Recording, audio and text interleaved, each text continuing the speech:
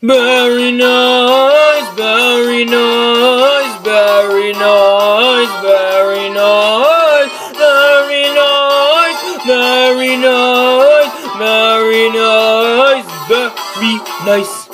Fun reviews that get no views gives me the blues. Very nice. The umi insanity, loyalty. Very nice. Sweet and sour, this is our little mess. Very nice. There's never been a show like Very Nice. Doom, da dum bum bum. There's never been a show like Very Nice. Doom, doom. It's time for Very Nice.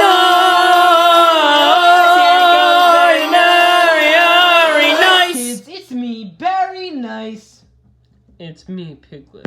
And today, we're back to do part 3 of the K9 show review. If you haven't seen the first 2 parts, I suggest you get your ass over there to YouTube and watch the first 2 parts. Yeah. So, today we will be talking about some of the other terrible episodes throughout the show. The first episode we're going to talk about, we won't talk about much in this episode, is the Cambridge Spy. Kill me, please. Now, because you can't really, the Cambridge Spy was a very interesting and bad episode for many reasons. This is the episode where they first talk about, I believe this is the first episode they talk about how the show takes place in 2060, because they say 100 years ago in the 60s, so that's how we got that. Yeah, and they're doing a lot of stupid, 60s references, K9 tries to talk yeah, radical, man, totally. Unfortunately, we cannot show audio or any clips in this episode. We won't tell you why, but we just can't, so It's kind of hard, so we're just going to talk about it instead. So, back 100 years ago in the house, the house used to be a police station. And if you ask me, this is even more like them trying to make their time thing like the TARDIS. Now, the TARDIS is the police box. And inside their house is where the time thing is. And so turn the house into a police station, kind of get a police box inside the time machine vibe. A police box house. A police house. Yeah. So this is pretty bad. I don't even The boy, they get transported back in time. The girl, the time machine goes crazy and it sends the girl back in time. And the boy and K9 have to go back and rescue her. And then they meet up with the older boy's great-great-grandfather, whatever. And I don't know if this is doing this on purpose or if this is cheap, but he's literally played by the exact same actor. I kid you not. He looks exactly the same. His great-great-great-great-great-grandfather looks just like he does in the future. That's just weird. Yeah. And everyone's afraid, they get captured by the police. For no reason. They just just because they have a special pad or whatever. They basically have iPhones. And the police just arrest them for no reason. Because they have iPhones, basically, and that's evil, because back then in the 60s they were worried about Russian spies. They just immediately assume, oh, over there, they have some special magical screen, new technology, let's arrest them for no reason and interrogate them, and then I'll send them to prison. They wouldn't. They would have sent them to prison, but they didn't. Yeah, they don't just arrest people for no reason. And then, all this crap happens. The chief, the commissioner, the chief, or police guy, whoever, is a Russian spy. Yeah, one of the guys a Russian spy along with the head of the police who catches them. He's a spy along. It's really obvious. And then there's this other guy who gets imprisoned with them. Just random other guy who they just pull off the street because he's also a spy, by the way, too. Yeah, he's pretending to be a spy. But He's the main spy. character boy drops the phone and he picks it up and they see, oh, another! And they just take him you got a phone too? We're taking you to jail, brother. And then at one point when everyone's all happy or whatever, when they're in the police station, everyone's smiling. The other guy with them, he's just standing in the background with this blank, boring, bland expression that just spells, kill me, please. What did I do to deserve to be in this garbage? Kill me, please. Yeah. It's really all that happens in that episode. So next we're going to talk about probably the worst episode of the whole show, The Lost Library of the Yoko, how do you pronounce that? I think you're doing pretty good, Yokono, Okay, Yoko. thanks. Maybe we'll show a clip where they say it correctly. Let's get to it. So, this is the worst episode of the show. Yeah. The Lost Library of Okiyoko, whatever back then. Now, before we go on, I want to clarify this. There is no library. A library doesn't even appear once in this whole episode. It's not a library that's lost, or nothing's lost. It's a library card. Well, it's not actually like a library card that you take books out of. Yeah, it's a card in the library. So this library is a special library with these special librarians, and they keep planets inside of these special cards. And somehow... Preserve dying planets. And somehow the villain obtains one of these cards. And the card, you can go inside of these planets and then the cards. And so the card is the focus and the setting, basically, of the episode. There is no library. Yeah, I don't understand why it's called Lost Library of Okiyoko when Okiyoko is the planet trapped inside of the card. Exactly. So really, there is no Lost Library of Okiyoko. It should be called just maybe Okiyoko or like the card. But, anywho, so the villain, I believe, is giving tours to people of, they're HQ or whatever. Villain HQ, basically. Yeah. So, meanwhile, somehow the boys are able to sneak in undetected. They trick like a Roboman, I think. Sneak into the villain's office, obtain said library card. Oh, the main character boy gets sucked in. Yeah, if you look at it, you get sucked in without wearing these special goggles. Yeah. How they sneak in and out undetected makes absolutely, literally no sense. Like, they trick maybe one robo person, and that's it. And then, so the older boy brings it back to the man in the house, and of course they figure out they have to get him out. Because he's smart, he's like the scientist, and so they think, oh, you can help him, can't you? No, I can't. So they can't. So then, out of nowhere, this will never be explained once in the episode. The alien librarian shows up. Alien librarian, get it? But so the alien librarian shows up. Literally out of nowhere. Not explained at all. She just teleports down, knocks at the door, and they answer, and oh look, it's the librarian. It never says how she would have known to come here. How would she know they're in trouble? How would she need their help? How did she get here? She just appears. Teleports in And that's not even the weirdest thing in this episode. Take a peek at that clip now. Who are you? You sound like an owl, but you're a boy, aren't you? Look, I know what I am, but what are you? She's exactly what we're looking for. Please, come in. Thank you.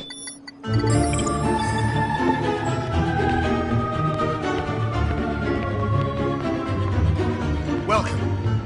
I'm Professor Griffin. I am your Sergeant Gintinka. Well, this place needs a good tidy up. Not to say cataloguing. Okay, now, in order to look at the special card, they can only wear glasses. Oh, yeah, you can look at it through a mirror if you have it. If you have it positioned at a mirror and mirrors reflect things, so you're looking at the mirror, that's fine too, but it's better with goggles. Yeah. And so, they can wear these goggles unless the goggles are turned on to look at it. And so the librarian, she can get them out of there using special codes and stuff. Whatever. Not really explained But stuff. they need to go get the other piece of the card from the villain. So what do? Well, for no apparent reason, They make a deal with the villain for him to come. And so what doesn't make sense at all is, of course they meet in the sewers. Yeah. The villain, he shows up, and what do you know? They literally, the children, imprison him in the library card for no reason. One, he didn't bring the thing with him. He just had a brick in his suitcase or whatever. But still, K9 goes and gets it anyways. they should have just. Why the heck they didn't just send him to do it in the first place? I don't know. But literally, for no reason at all, before even checking to see if he brought the special other part of the library card, they just lock him in there. And do you think this will help them? No, it makes it worse for them. Inside, the villain makes things difficult for them, and well inside, the villain is aggressive towards the boy and demands water. Going to drink all of that? Planning to. I'm thirsty too. Tell someone who cares. You've got no gratitude, have you? Who to? If it weren't for me in the department, there'd be nothing left for you to rebel against. I tell you what I'd be grateful for. Go on. If you dress better, that shirt is so skanky. You ill-mannered brat. I mean, you look like you're selling funeral insurance.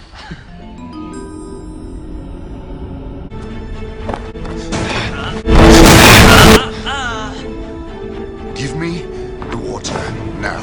Or what? You'll put me in prison on an uninhabited planet? I'm thirsty. I'm just getting a drink. Alright, had your drink. So then they have to get the boy and the villain out of the card. So using the special thing that K9 stole, like the other part of the library card, they, in the end, of course, they get them out, and like it's a happy to die ending, like save the day, The librarian whatever. just disappears, teleports away. Yeah, literally, like the librarian and the man like have a little conversation, like they have a little relationship building, but then they just boop, teleports away. We never explain where she went. This episode is the worst because the plot makes no sense. Like this library is so very little explained. The title of the episode makes no sense. They just, for no reason, imprison the villain. For no reason, randomly, never explained, the librarian just appears. Why didn't K9 just go and steal the other part of the library card from the villain's office instead of imprisoning the villain and possibly trusting him that he would bring them the card, which of course didn't. That doesn't even make any sense. How did these two really sneak inside? They trick like one doorman, they should like run away. That's dumb. Dumb, really bad. I think the villain possibly could have let them escape. I don't know either. But I don't think so. Yeah, I mean, the episode, it's just so random and unexplained, and the plot just, it kind of moves a bit, like, it's really rushed at some points, and then it just starts to really drag on. Yeah. Like, why can't you just release them yet? Like, you had to go and make there be more plot points by, like, imprisoning the villain. It's just dumb. It's really bad. And now that we're done with that monstrosity, we have to tell you about some pretty weird part from one of the episodes of the K9 show. Big twist acid shaker, it's a fast breaking firm shaking shaker. Shaker credit make it to tell that Mr. He gonna blister if you twist the acid shaker. It's a fast breaking bone shaking shaker. Shaker credit make it to tell that Mr. He gonna blister shaker. Blood of Pythagoras. Darius, what are you doing? Well, it's just that I thought that these might be interesting to have a look at. What's really weird about this clip is, it's from, this episode. The episode with the fishing, when they talk about the fish and things. Yeah. It's a forgettable episode at best. And so, the older boy, is walking by with some books. And the girl, she's just so jamming and into her music that she literally just smashes the books out of that kid's arms and doesn't even react. Reason. Is she just so into the music that she doesn't even realize she does it? Because she looks at him and then she does it. And guess what? It looks like she does it intentionally. And they never talk about this moment again in the episode. She just does it for no reason, comes out of nowhere, and it never comes back into play. And you think the next episode has something to do with like a villain that uses like music to destroy the world ever. You think that this part with music would intertwine with that? No, it has nothing to do with that. This part is just in the episode for no apparent reason, and it's strange. Yeah, like, literally, randomly, just knocks books out of your hands. No reason why. Maybe I'm into music. I won't tell you about that. Okay, so now let's get on to another really bad episode, The Custodians. And why it's called The Custodians? You'll have to wait and see. Next we have The Custodians. And The Custodians is one of the last episodes of the show. Actually, there's like never mind. It feels like one of the last. It's not really my bad. It's one of the worst. Now, is it as bad as The Lost Library? No, probably not, but it's still bad. So there's this company out called Little Green Men. And they have these, like, suits. Virtual reality games. Ear things that, like, taking control of every single child and like the whole world and like and just puts them into this dormant state where they're just like pretty much brain dead and like You're going to get like mind controlled basically. So the boy and the girl's mother and canine go to like where like their Little Green Man HQ, and literally the woman, she literally tells Canine, so the guy won't let them in. But yeah, FYI, like this whole place that they go to is like virtual reality. Yeah, they're like standing in this like black abyss of nothingness. They're obviously just all green screen, which is just a cheap way of doing things instead of like making an actual like new set. But like, And so she literally tells Canine to activate Armageddon mode to somehow destroy the Earth. That's how she threatens to get in. Now, what? She's like a high member of the government. I think she could get in a lot of trouble for doing this, for nearly destroying the world, which she never does, of course. And our main characters are supposed to be the good guys, right? Would a good guy threaten to destroy the whole world? Also, I think it's stupid that K9 has an Armageddon mode in him. Where did this come from? Why would he have this? Who would install this in him? How the heck does it work? Why? How would this work? How would it have worked? This is just dumb altogether.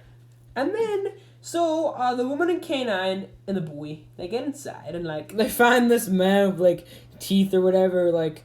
Of course, he's working with the villain. Yeah, the villain is here. Like, the villain is working with Little Green Man. Little It's Green Man is always able. the villain. And so the villain, he wants to be able to control all the children to make them not rebellious so they can be good.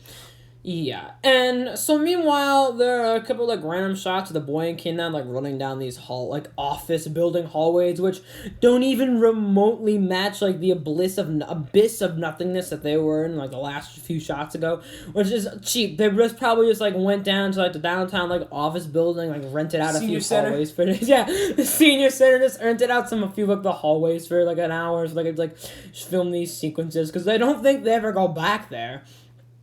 Oh yeah, and like at the beginning, the man tries to remove some of these like Little Green Man headpieces, and the spikes come out and get him. Yeah. Then the idiot, he tries it a second time with the older boy. And then it gets him again. Yeah, like he doesn't learn. Like he gets hit both times. And then the whole time it turns out that there's some psychological controlling alien, of course. He's like the last of his kind. Of course. And so he can mind control these people. Okay, so then he like I honestly thought that he like paralyzed like the boy when he attacked him. He didn't, just gets up 2 seconds later. And then the villain and the girl's mother, they go to shoot him. They can't use guns in this show, so what do they have? Pads. They use the touch pads. They like use it for like the entire show. But what do they do with them? They literally use it as a gun. Just because it doesn't look like a gun doesn't mean that it isn't a gun. Oh, and then of course, he like takes them out. No one shoots the alien. Yeah, and then because he takes them out too. I honestly, for some reason, I was stupid enough to think that would like actually like take them down for the count. It doesn't like get back up, and they're literally just fine 2 seconds later. And so, of course, the woman convinces the alien. There's some like sad moment, like the girl's gonna die. Oh, they pull that trick like every episode. Oh my god! They literally pull that trick every single episode. It's either the girl or K9. They pull the trick that she's going to die. Oh my god! And like so, in the end, they stop Little Green Man. You know that man who was working with the villain? He gets in trouble. But the villain doesn't. The villain just walks out unscathed. Like, literally, he doesn't get in trouble because he's part of their government. I don't know. I can't tell you why. This happens in several episodes. He's evil, working with other people, like, trying to take over and control the world. And the other person he's collaborating with gets in trouble, but he doesn't. He just, like, walks away unscathed, like, oh yeah, I'll just go back to being evil, like, another day. Like, you can't catch me. Like, even though I'm a high society member of the government, they still can't take me down. Yeah. Like, I don't understand why he never gets in trouble for any of the stuff he does. Any sense. Until, like, the last episode. So this episode is probably a really, really bad one. Unexplained. It literally doesn't explain anything. They don't explain why he just walks away. And, like, they don't explain... Where all this technology came from or anything. The alien, he just dies. Yeah. And, like, his conscience just, like, flies away. And also, it doesn't explain this, but it also doesn't explain another thing we're about to tell you about in just a moment that has something to do with this group of children coming at you and where they go. So the next part from the episode is when there's this group of children. This is in the 5th episode of the show. Yeah. So the plot of this episode is not really that important. It's like a school the girl goes to, and like all the people, some of the students. Yeah, like the main character girl, her mother is tired of her being a rebel, so she sends her to the school for bad girls. And like the villain, the original villain, he's back for this part. And so, the original villain has these special mind control bracelets that he's controlling both little children with to make the perfect obedient citizen.